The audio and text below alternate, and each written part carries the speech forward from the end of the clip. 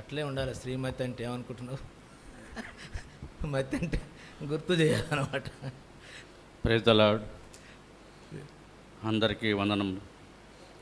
నేను ఇక్కడికి వచ్చి 6 సంవత్సరాలు అయింది. ఈ 6 సంవత్సరాల్లో కూడా నా యందు మీరందరూ చూపించిన ప్రేమకి ధన్యవాదాలు.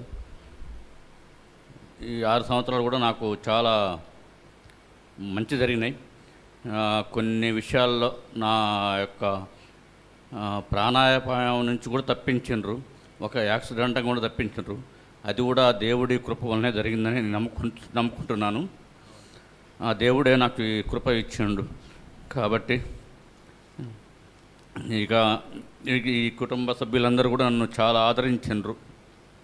ఇక నేనేం మాట్లాడలేకపోతున్నాయి దుఃఖ సమయంలో. ఆ దేవుడు నాకు ఇంకా ముందు కూడా మంచి జరగాలని, మీ అందరి ఆశీర్వాదాలు కావాలని నేను ఆ దేవుణ్ణి మనస్ఫూర్తిగా వేడుకుంటున్నాను. అలాగే బ్రదర్ గారు, తర్వాత మన సంఘ పెద్దలు కానీ చాలామంది నాకు ఇంటికి వచ్చిండ్రు, ప్రార్థన చేసిండ్రు, నాకు చాలా విషయాల్లో సహాయం చేసిండ్రు. ఇక్కడ చర్చిలో కూడా నాకు చాలాసార్లు ప్రేయర్ చేసిండ్రు. వాళ్ళందరికీ పేరు పేరున ధన్యవాదాలు చెప్పుకుంటున్నాం. అందరికీ నా యొక్క మనవి ఏంటంటే, అందరం కూడా ప్రతిరోజు పొద్దున, అంటే మేము ఈ మధ్యన అలవాటు చేసుకుంటున్నాం, పొద్దున 3 నుంచి 5 మధ్యలో నేను లేచి, నేను లేవకున్నా కానీ నాకు ఆటోమేటిక్గా ప్రేయర్ పొద్దున్న లేస్తున్నా ఆటోమేటిక్గా. అసలు నాకు ఎట్లా వస్తుందో నాకు తెలియదు. లేచి ప్రేయర్ చేసుకుని మళ్ళీ పడుకుంటున్నా. Very good. అదంతా ఆ దేవుడి కృప వల్లనే వస్తుంది అనుకుంటున్నా. ఇక ఒక్కొక్కసారి ఆవిడ లేవకున్నా కానీ నాకు ఆటోమేటిక్గా మెలకు వస్తుంది, ఎవరో లేపినట్టుగా భుజం తట్టినట్టుగా వస్తుంది. అదంతా కూడా దేవుడి కృప వల్లనే అనుకుంటున్నా. ఇవన్నీ జరగడానికి కారణం ఏంటంటే నా భార్య వలన. ఎందుకంటే ఆమె దేవుడిని నమ్ముకుంది, నేను ఈ మధ్య నమ్ముకున్నా, ఎప్పటి నుంచో నమ్ముకుంటుంది. నేను ఈ విధంగా ఉన్నంత కారణం నా భార్య వల్లనే. అదంతా కూడా దేవుడి కృప వల్లనే. కాబట్టి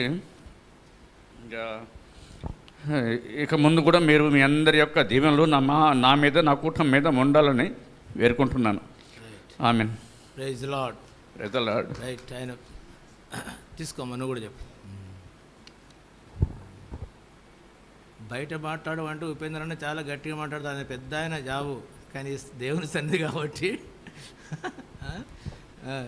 రైట్. దేవుని నామని స్తోత్రాలు. మీ అందరికీ నా వందనాలు. మా మ్యారేజ్ అయ్యి 93లో మ్యారేజ్ అయింది. నేను నామకార్థ క్రైస్తవురాల్ని. మ్యారేజ్ అయిన 5 ఇయర్స్లో 3 పిల్లలు. పెద్ద బాబు అలా పుట్టాడు. అప్పటి నుంచి మొర పెడుతూనే ఉన్నాను.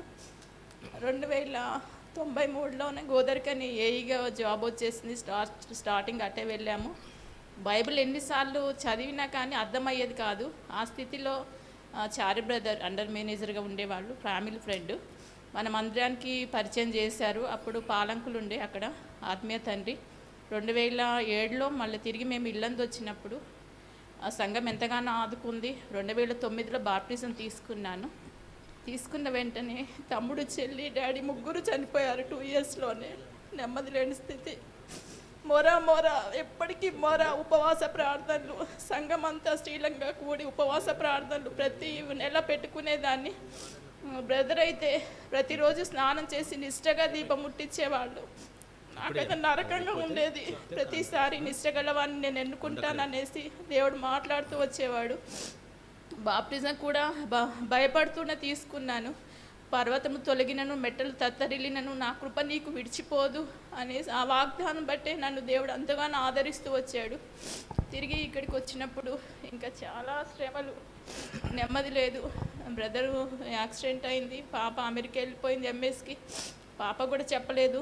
తర్వాత 3-4 మంత్స్కి పాపకు చెప్పాము.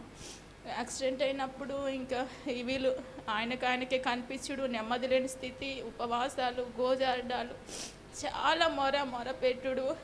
చాలా పరిస్థితుల్లో నుంచి వాక్యం ద్వారా, దర్శనాల ద్వారా ప్రతి బంధకంలో నుంచి దేవుడు విడుదల చేస్తూనే వచ్చాడు.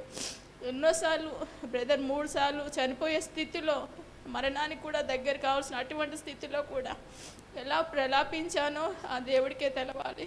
నేను ఇంత ఉపవాసాలు ఇంత గోజారుతున్నాను కాబట్టి ఇంత బలంగా శక్తిని పొందుతూ వస్తున్నాను, పరిశుద్ధాత్మ శక్తిని.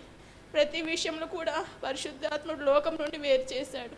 ఇదివరకు క్లబ్కి వెళ్ళేదాన్ని, లేడీస్ క్లబ్, కానీ ఇప్పుడు వెళ్తే దేవుడు అసలు ఒప్పుకోవట్లేదు, నాకు అసలు సెట్ అవ్వట్లేదు ఆ పరిస్థితి. నువ్వు నా బిడ్డవు, నేను ప్రతిష్ఠించుకున్నాను, వెళ్ళకూడదు లోకం నుంచి అని ప్రతిదీ కంట్రోల్ చేస్తూ నా బిహేవియర్, వస్త్రధారణ, ప్రతిదీ ఆయన ఆధీనంలో ఉంచుకున్నాడు. నా కుటుంబం, పాప చాలా స్ట్రాంగ్ అయిపోయింది. అక్కడికి వెళ్ళాక హెబ్రోన్ సహవాసానికే వెళ్తుంది. రీసెంట్గా పాప కూడా చిన్న జాబ్ వచ్చేసింది.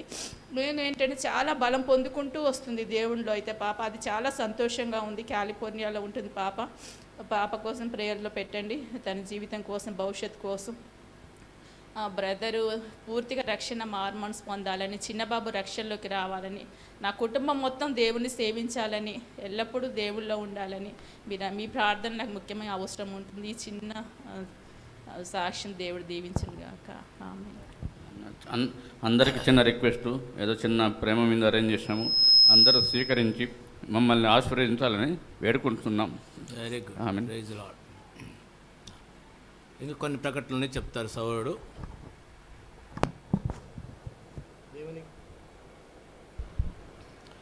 దేవునికి స్తోత్రములు. ఈ సంవత్సరం అంతా దేవుడు మనలను కాపాడి కరుణించి ఎంతో సంతోషంగా, ఆరోగ్యంగా వాళ్ళందరినీ కూడా ఉంచినాడు. దేవునికి ఎంతో వందనస్తులము. మన మధ్య అక్కగారు, అన్నగారు కూడా సేవ బాధ్యులు, విశ్వాసులు.